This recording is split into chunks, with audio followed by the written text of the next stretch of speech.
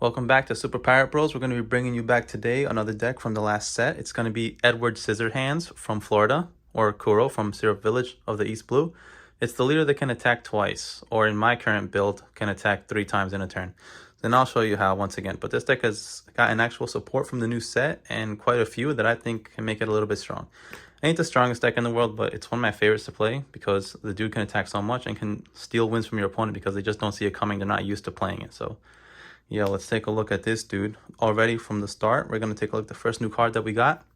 It's going to be Eric. So I changed my deck build a lot from last time. I'm focusing on low-cost guys so I can rest in order to use my leader's effect. And this Eric guy replaced previously used Alvita. They both cost the same, but she does nothing.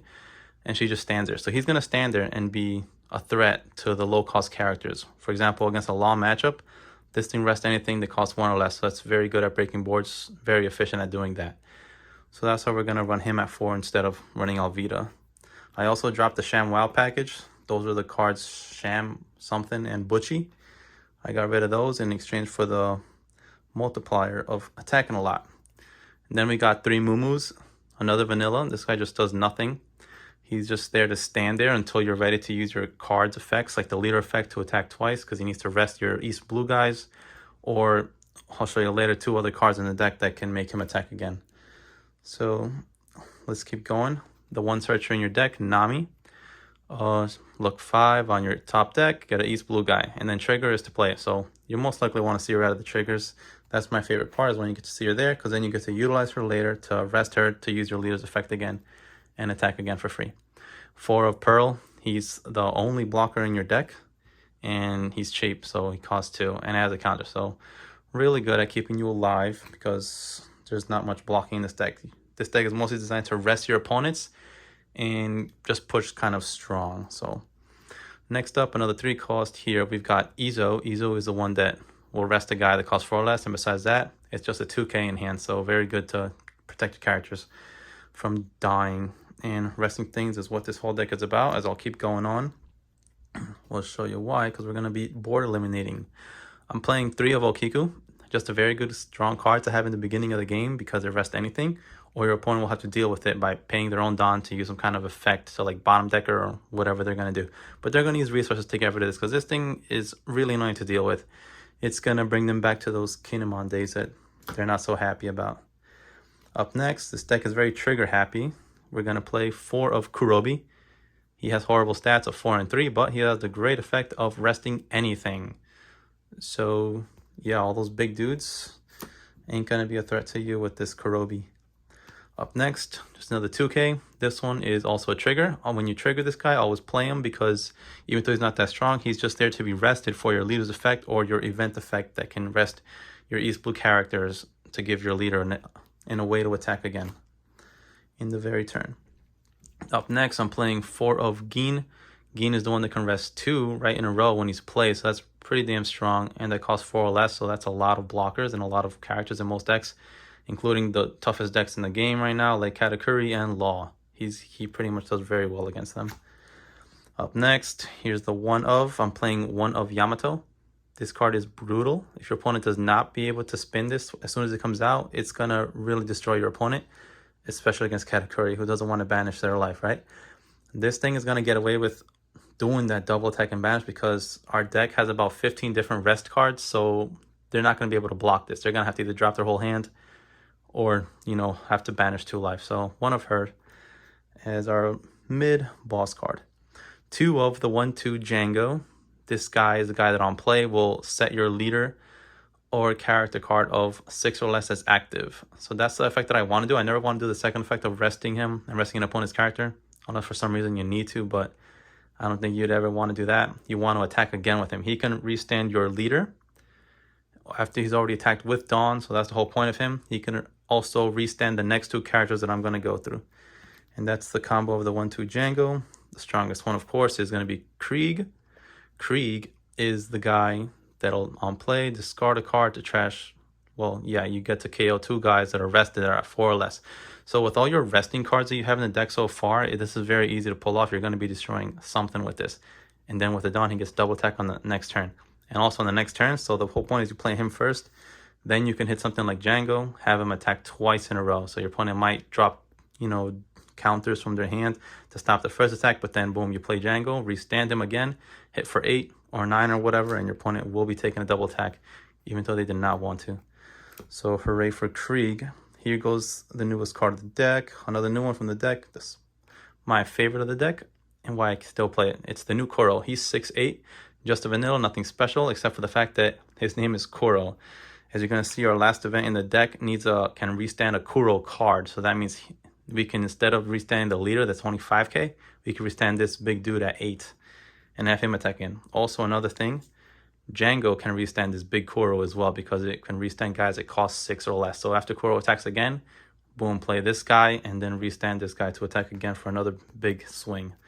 So 3 of Kuro is what I decided to fit here. And that's it for all my boss cards. There's not too many high costing things. The rest of the deck's going to be events, but I think this is strong enough to be for the end board. Is the 3 Kuros, Kriegs, and then Django. Because Django doesn't affect, but then the next turn, he swings for 6 himself. On to the resting brigade. We've got 1 Paradise Tatsuka, just 1 cost to rest a guy that costs 4 or less.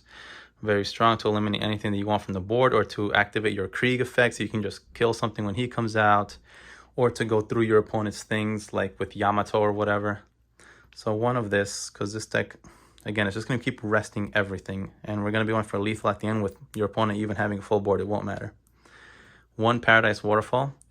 I'm playing 1 of this because sometimes your characters get rested and you want to use them again. So I use this to protect the guy and then restand them. So something like Krieg, let's say he attacked, or the big guy Kuro, he attacked, just restand him again right afterwards. So this is something you use around late-ish game to protect your dudes. Same with Yamato. She could have done her thing once.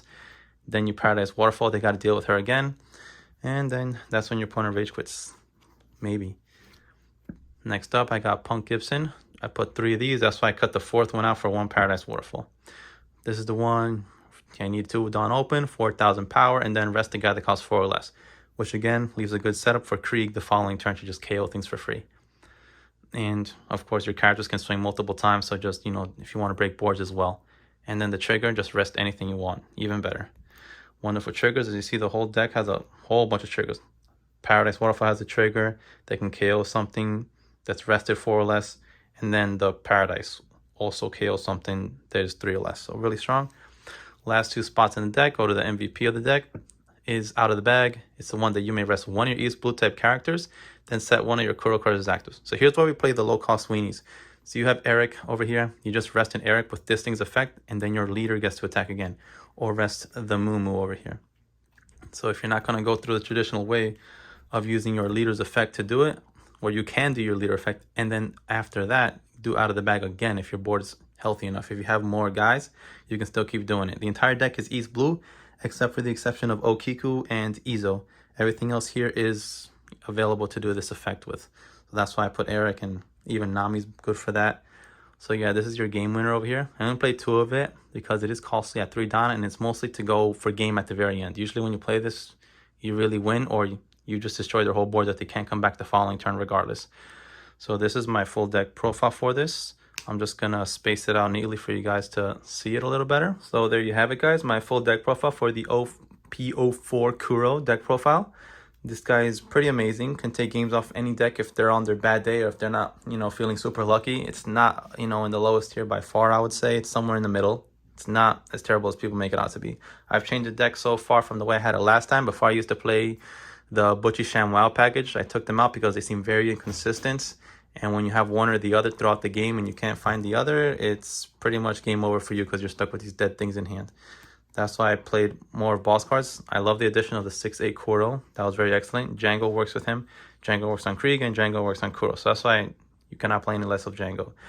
Okiku might be something you want to swap out for cards like this new guy here, Daddy Masterson.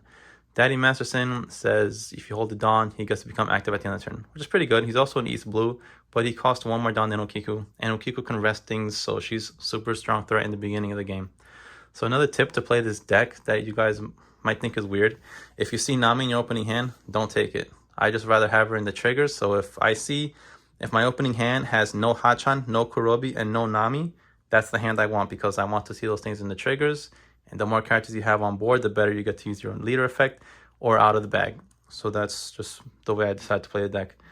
And if you want to switch Momo out for Alvida, that's up to you. But I choose Momo because he might live if he attacks, whereas this thing, if it decides to swing, it's not going to make it anywhere. So that's the full deck profile here. Let me know what you guys think. If you try it out, I think it's really fun. And this is something I've worked really hard on, and I think it's pretty cool. Yamato's the MVP. I might want to bump her up more for probably an Okiko or something. But yeah, guys, like and subscribe. Peace out. Thanks for watching.